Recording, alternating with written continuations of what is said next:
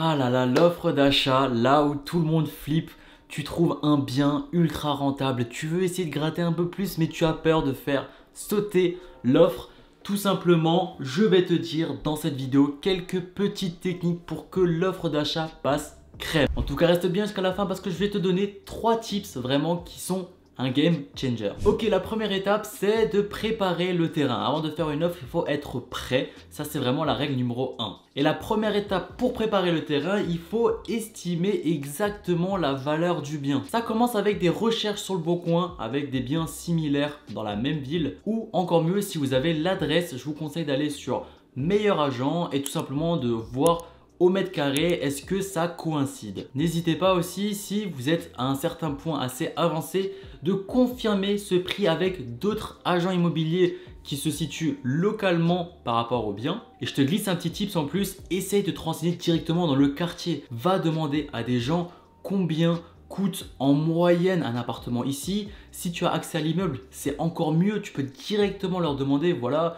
vous, est-ce que vous savez dans l'immeuble qui vend à combien surtout, et là vous pouvez déjà vous faire pas mal d'idées. Le deuxième point pour se préparer, c'est d'avoir un financement en béton. Le vendeur, tout simplement, il veut que la vente passe parce que si vous ne le savez pas, il y a énormément de refus de banque, etc.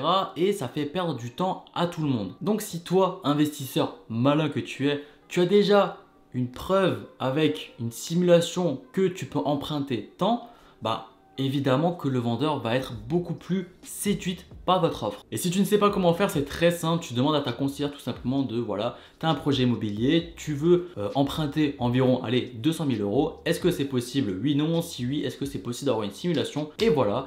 Et après, tu l'apportes au vendeur, tout simplement, ça va le rassurer. Et le troisième point pour préparer le terrain, c'est de faire une visite minutieuse. Je te mets le lien de la dernière vidéo à ce sujet-là. Qu'est-ce qu'il faut regarder exactement?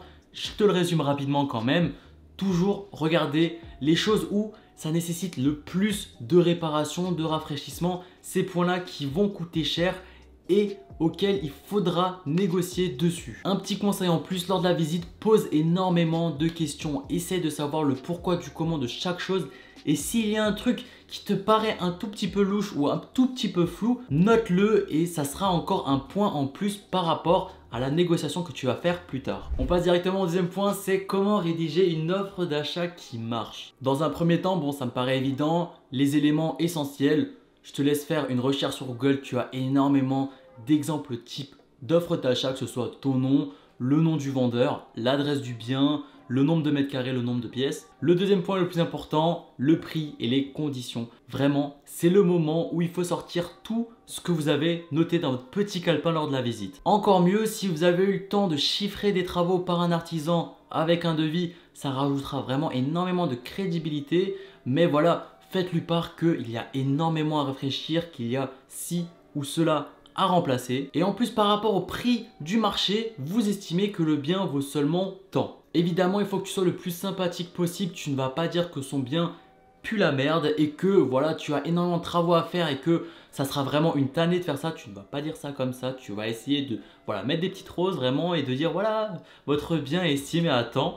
Et j'ai fait un devis par un professionnel, il m'a dit tant. Donc, par conclusion, on déduit et puis voilà, moi j'estime que ça fait X. Le troisième point, c'est toujours bien de mettre une durée de validité. Généralement, elle se situe entre 5 à 10 jours. Tu peux mettre moins, il n'y a vraiment pas de règle. Mais ça dépend vraiment du vendeur. Si tu sais qu'il est pressé, ça peut être intéressant de mettre genre 1-2 jours. Comme ça, ça se passe vraiment très très vite. Mais si tu sais qu'il n'est pas pressé de vendre, bon, ça sert à rien de mettre 24 heures. Si la personne, elle s'en fout, elle a juste à dire non et voilà, elle prendra pas le temps de réfléchir plus que ça. Et le dernier point à ajouter dans votre offre d'achat et pas des moindres, c'est toutes les clauses suspensives. Ça va vraiment vous permettre de vous protéger.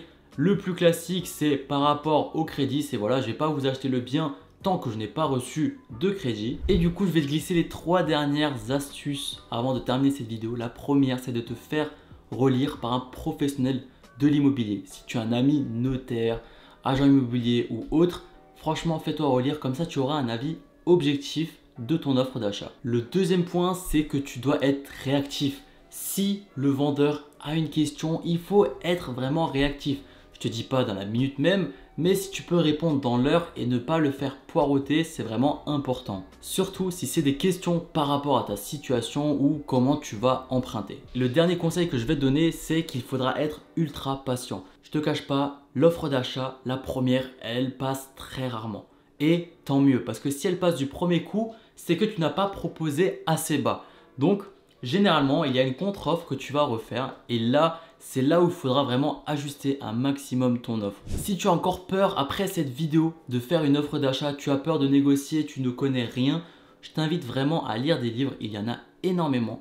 Celui que je conseille le plus souvent, c'est celui de Chris Voss, Never Split the Difference. C'est un agent du FBI qui fait des négociations, il est vraiment très chaud. Il y a pas mal de bons conseils comme par exemple casser le prix, vraiment proposer un prix vraiment qui semble ridicule, mais ça va permettre de vraiment fixer, je crois qu'il appelle l'ancrage, un truc comme ça, fixer vraiment quelque chose de très bas et comme ça quand lui va proposer au-dessus, tu vas te dire bah non, je t'ai proposé 100, même s'il a affiché 250, bah voilà, toi tu te bases uniquement sur 100 et du coup la personne en face elle aura du mal à augmenter beaucoup plus. Je sais pas si vous avez compris, mais franchement ça peut vraiment aider. Et si tu veux d'autres conseils, je t'invite à rejoindre ma newsletter spéciale investisseur immobilier. Elle est entièrement gratuite. Dedans tu retrouveras une formation IMO entièrement gratuite également. Tu n'as rien à payer, tu n'as même pas besoin de mettre ton mail. Je te laisse aller voir ça dans la description. Et moi je te laisse avec ma dernière vidéo qui est la meilleure technique pour tester un marché immobilier. Je te dis à la prochaine. Ciao ciao.